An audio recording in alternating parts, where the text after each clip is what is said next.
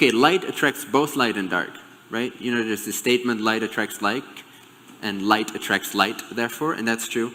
But as you increase your brightness, especially when you've signed up to incarnate into a civilization that is a mixture, a big mismatch, has been this big soup of all these different cosmic streams for the past tens of thousands of years. And we're just battling out all this cosmic karma, right? So this is this soup, this collective agreement of we're all here together. It doesn't matter where the hell you're from, you're going to somehow be living together in the same consensus reality, which is unusual, cosmically speaking, and especially astrally speaking, or time-space speaking. Because the frequency that you're on, that's what manifests, that's what's right there. But there's this unique collective agreement in our civilization that is, let's just try this out. Let's see what happens when people with completely different values, with completely different frequencies, with completely different orientations and inclinations and karmic backgrounds and histories and genetics are all thrown together for thousands of years. Let's see how they fare, right? So that's us, and the results are obvious. It's been fun.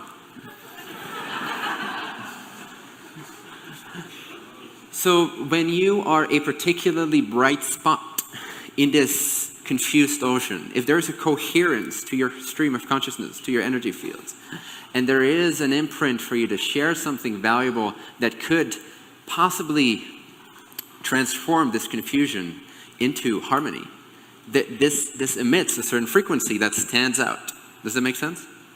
Right? So again, there's the idea of the wanderer, which is a soul that doesn't natively need the lessons that are here anymore, but they come here anyway out of a sense of service. Not that they're not getting anything out of it at a soul level, because they're refining subtle balances between love and wisdom. But their main intention is to be of service to their brothers and sisters who are calling, always unconsciously calling.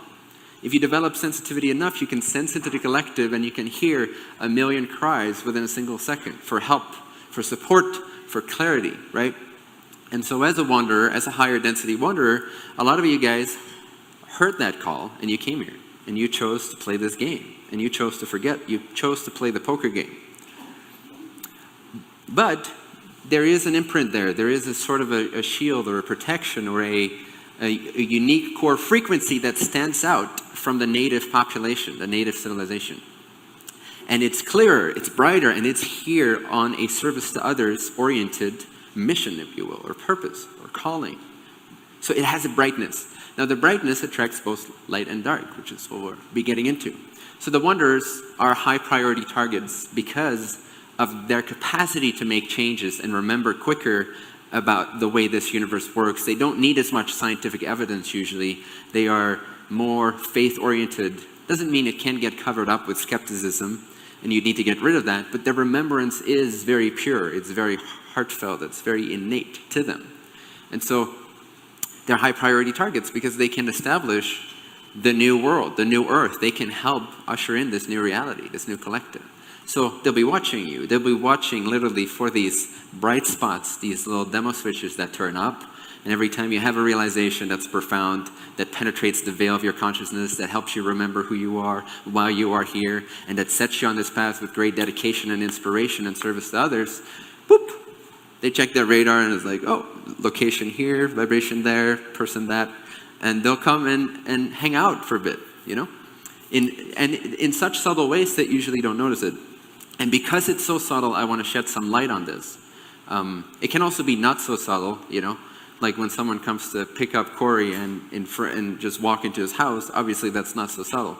But for most of us, the way that they play their game is through using your weaknesses, exploiting your weaknesses. So basically you agree to be used.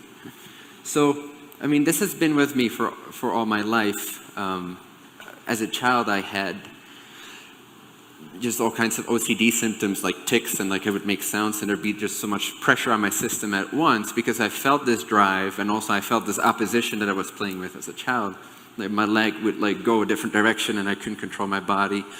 Or a not so subtle example, for example, is, and this demonstrates and illustrates how they try to sway you from your natural orientation of service to others, is I was about 8 years old and we had this little kitten.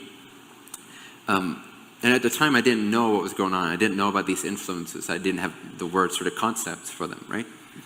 So we had this little kitty cat. It was like 2 months old, and we walked her on a leash still to get her familiar with, where the house is and all that stuff.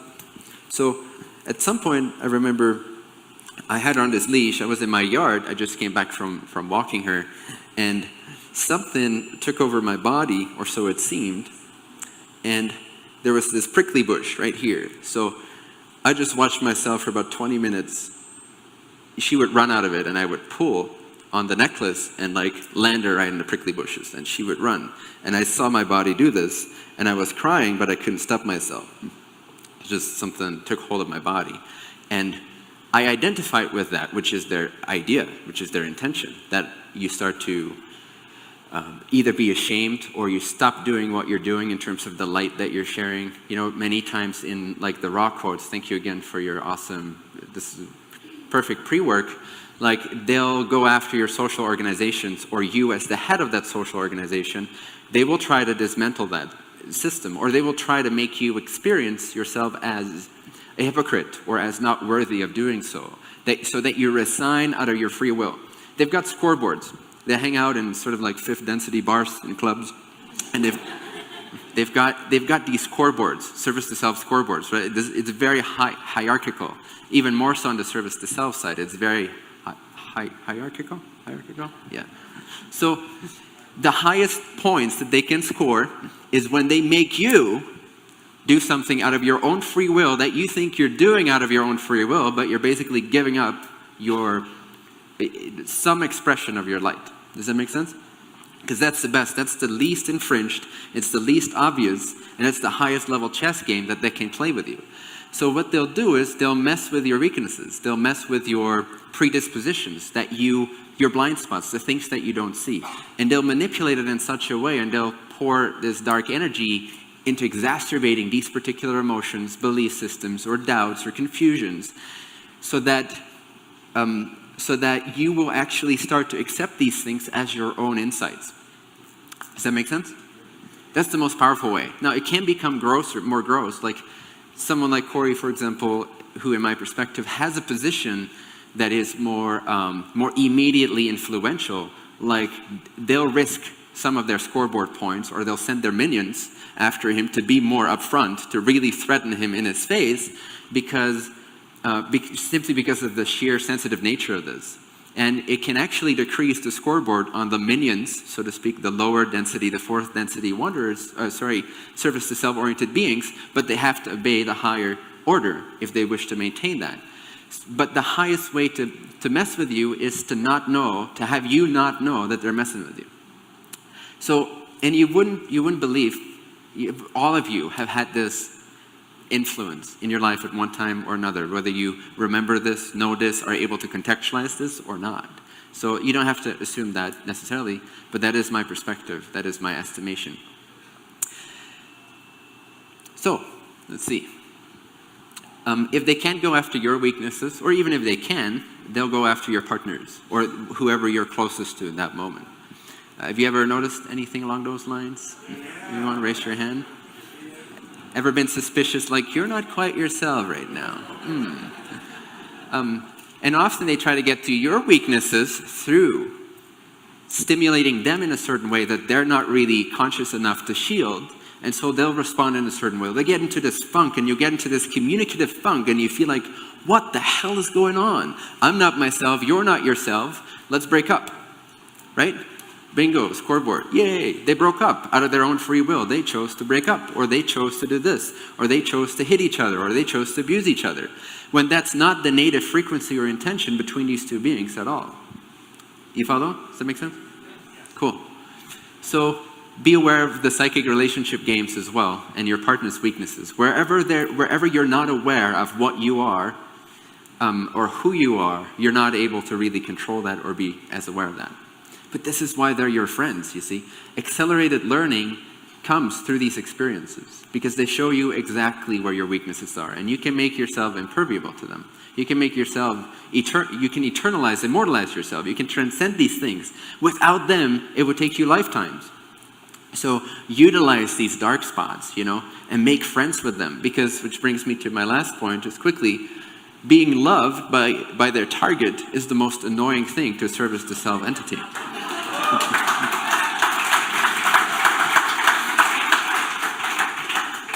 Now, that doesn't mean that you should, out of that intention, I'm going to annoy you, so I'm going to love you. It should be the other way around. I'm going to love you because that's my free will. I know it annoys you. I don't mean to annoy you, but I'm going to love you. And that's that. I know my weaknesses. I know that this game is happening.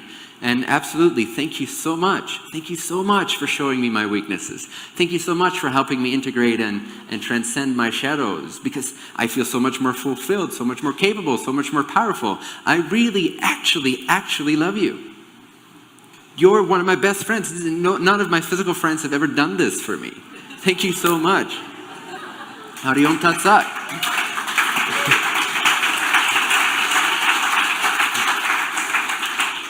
Because you don't want to be working for them, and that's what I see. No offense, really no offense, but in this type of community, that's what I see a lot. Okay, we're doing a lot of their work for them. How do we do that? Because we don't understand that we are being influenced and what they want us to do. And Corey had mentioned this on his show several times. We give them so much more power than they actually have by using the few symbols that we know of evil or negativity or these encounters, and we're just receiving it as an identified ego mind personality, which is afraid of losing its immediate environment and its security and its physical health and all that. So if we are identified as a human, we're so puppet-like. We can't really do anything. We need to become more godlike. We need to understand more of who we are. So when you are believing yourself to be a victim, you're literally working for them. It's like domino game. They just did this. They sit on their throne at the bar at fifth density, and they just send a little thought form, and it cascades into this whole frightening experience for you. But that's because you're so identified with your body. You're not the body.